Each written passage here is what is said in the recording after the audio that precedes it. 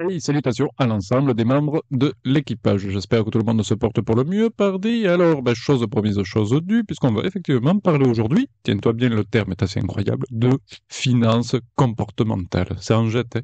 En effet, durant la dernière vidéo, je t'ai bassiné un petit peu avec un petit graphique montrant, grosso modo, ce qu'il pouvait se passer dans la tête d'un petit investisseur, d'un trader, n'ayant élaboré préalablement aucune règle ni stratégie face à la fluctuation de ces petites actions.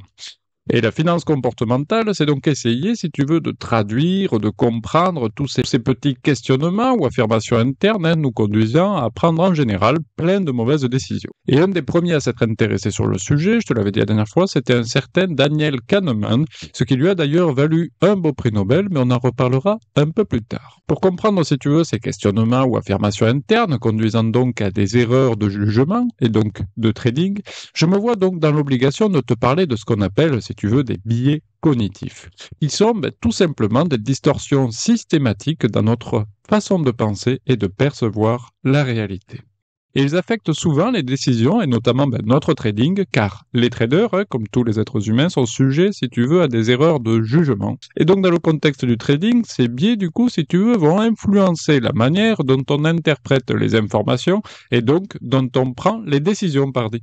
Du coup, c'est parti. Je te partage donc ci-dessous quelques exemples, si tu veux, de petits biais cognitifs particulièrement courants en trading.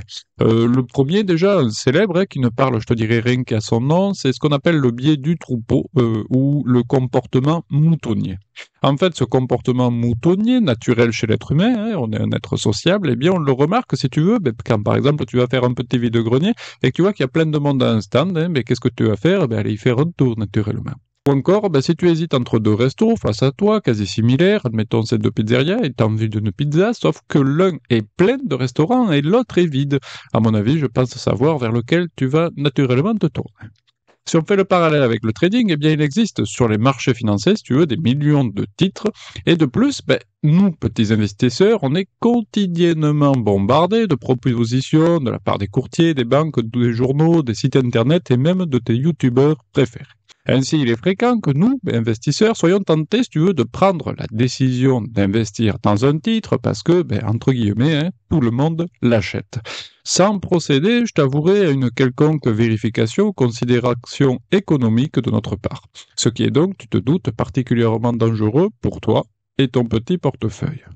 De plus, à plus grande échelle, tu imagines le bordel, puisqu'en effet, sous l'effet des bombardements de publicité, un petit titre en question peut se mettre à réaliser de belles envolées, de magnifiques plus-values, puisque justement, tout le monde l'achète, alors qu'en fait, aucun de ses fondamentaux ne s'améliore. Ce phénomène de masse, on le retrouve notamment au niveau des petites bulles, comme on a pu assister dernièrement avec le Bitcoin, ou encore précédemment avec la fameuse bulle d'Internet.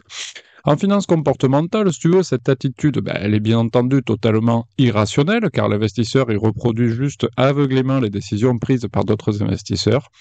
Et la justification classique de la personne concernée dans ce genre de situation est généralement de se dire oui, mais cette fois, c'est différent.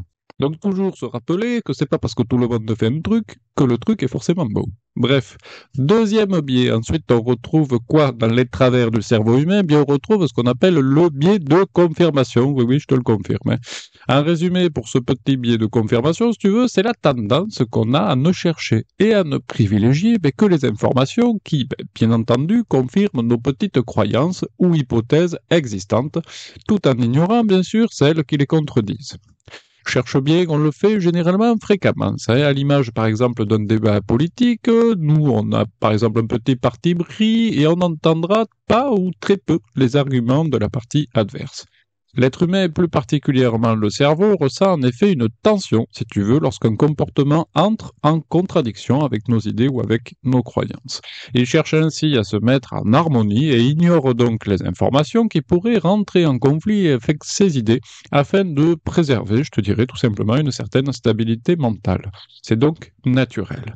Et donc, c'est le cas, si tu veux, d'un trader qui pense qu'une action va monter et qui va tout simplement ignorer tous les indicateurs négatifs et qui va rester focalisé uniquement sur les nouvelles ou les signaux qui soutiennent sa petite conviction. Et ça, naturellement, c'est aussi très dangereux.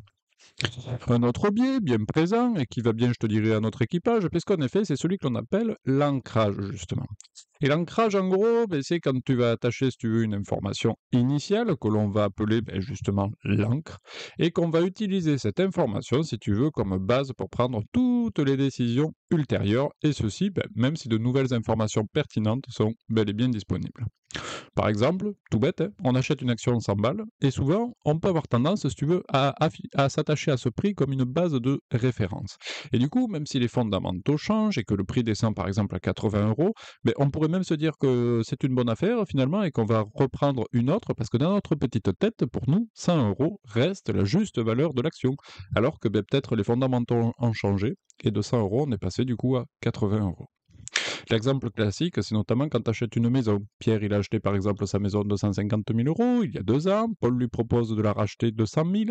Il est hautement probable que Pierre lui réponde d'emblée, c'est exclu, jamais à ce prix-là. Alors que Pierre n'a procédé à aucune réévaluation de son bien selon le contexte.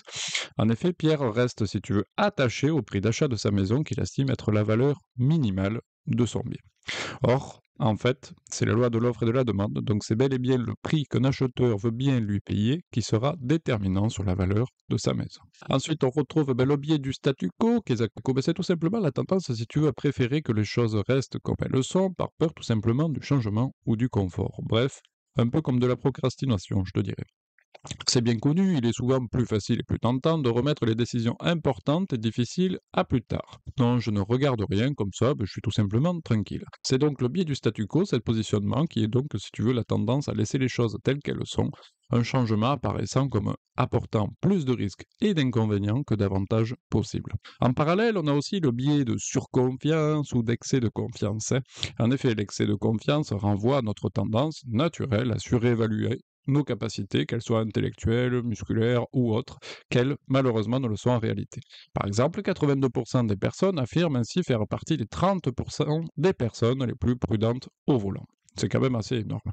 De plus, lorsque les gens affirment être sûrs d'une chose à 90%, des études ont révélé qu'ils ne raisonnent que dans 70% des cas. Un tel optimisme n'est pas forcément une mauvaise chose, faut pas décoter non plus, c'est bon pour nous. Néanmoins, l'excès de confiance, lui, par contre, peut être une source de déconvenue, en particulier lorsque l'on croit avoir découvert une nouvelle pépite en bourse. La réalité est que c'est rarement le cas et les études montrent que l'excès de confiance conduit les investisseurs, si tu veux, à acheter et vendre une position plus rapidement car ils sont convaincus d'en savoir plus que leur contrepartie, ce qui est assez rare. L'un des facteurs qui conduit à beaucoup trader, outre l'excès de confiance, il y a à mettre en parallèle avec celui-là, c'est ce qu'on appelle l'illusion de maîtriser la situation. Le fait d'être plus présent, si tu veux, dans le suivi de nos investissements peut nous donner cette illusion de mieux contrôler nos finances, mais il existe un certain point où trop de contrôle peut être nuisible et que certaines études ont démontré, puisqu'en fait on va presque trop acheter, trop vendre, et en fait on va être trop actif, et c'est là qu'on va faire beaucoup de boulettes. Donc tu vois, il y a un juste milieu à trouver entre le biais d'excès de confiance et d'illusion de maîtriser la situation, et le biais de statu quo. Allez, un autre nouveau, on a le biais d'aversion à la perte. L'aversion à la perte, c'est la tendance des individus à préférer éviter une perte plutôt que de réaliser un gain équivalent. C'est assez rigolo. La douleur de perdre, elle est généralement plus forte que le plaisir de gagner. L'être humain perçoit donc les pertes avec une intensité, si tu veux, plus forte que les gains. Ainsi, lorsque le banquier présente à son client, par exemple, un portefeuille avec des pertes, la douleur ressentie par ce dernier sera plus intense que la joie procurée par un portefeuille affichant des gains. Et ce n'est pas une surprise, mais même si la plupart des lignes d'un portefeuille sont dans le vert, les investisseurs auront tendance à être seulement obsédés par les positions baissières au lieu de simplement faire un pas de côté et de regarder le portefeuille dans son ensemble. Cette asymétrie justement entre perte et gain, et plus particulièrement cette aversion aux pertes du client, a été mise en évidence en finance comportementale par justement M. Kahneman qui était accompagné de Tversky en 1979 dans leur théorie des perspectives. C'est d'ailleurs à cette occasion que Kahneman s'est vu décerner le fameux prix Nobel d'économie en 2002. Les travaux de Kahneman ont mis en évidence, si tu veux, ce petit graphique ci-dessous. Donc, quelques hypothèses importantes à prendre en compte. Ben déjà, il faut savoir que les premiers gains apportent le plus de satisfaction, les importants gains sont relativement sous-évalués par les investisseurs, et de plus, concernant les pertes, ils prendront toujours plus de risques s'ils sont en situation de perte, comme quand on veut, si tu veux, se refaire au casino par exemple, que s'ils sont dans une position gagnante. Ils sont donc plus enclins à vendre rapidement les positions qui gagnent de l'argent plutôt qu'à couper les positions dans le rouge. La célèbre phrase pas vendu, pas perdu. C'est ce que l'on appelle en finance comportementale l'effet de disposition. De même, l'aversion au risque peut conduire l'investisseur à vendre un titre à son plus bas niveau historique au lieu d'en acheter davantage et de vendre trop rapidement des positions qui décollent également. Et ça, tu te doutes, c'est pas bon du tout. Si tu laisses courir tes pertes et que tu coupes tes gains, l'avenir de ton portefeuille est quelque peu inquiétant. Bon bah écoute, voici donc un petit tour très rapide des plus beaux biais cognitifs que j'ai trouvés, mais ne t'inquiète pas, il y en a encore tout plein, hein, comme tu te doutes. En résumé, je te dirais que les biais cognitifs en trading sont très nombreux et peuvent sérieusement influencer les décisions financières, souvent au détriment des petits investisseurs que nous sommes.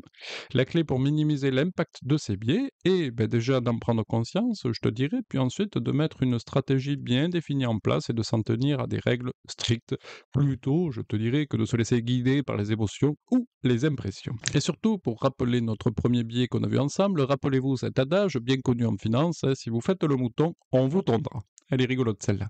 À bon entendeur, salut!